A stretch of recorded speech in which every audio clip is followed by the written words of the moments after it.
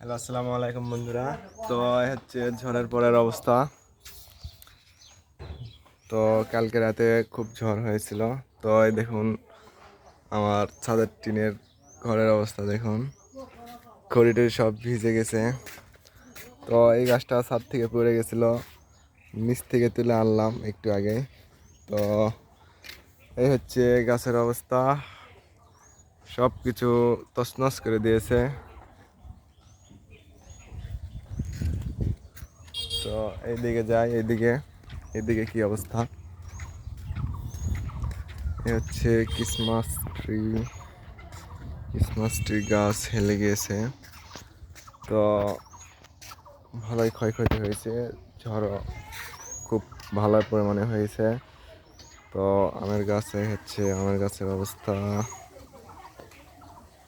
এই হচ্ছে, পেয়ারা গাছ হেলে গিয়েছে, ভেঙে যায়নি।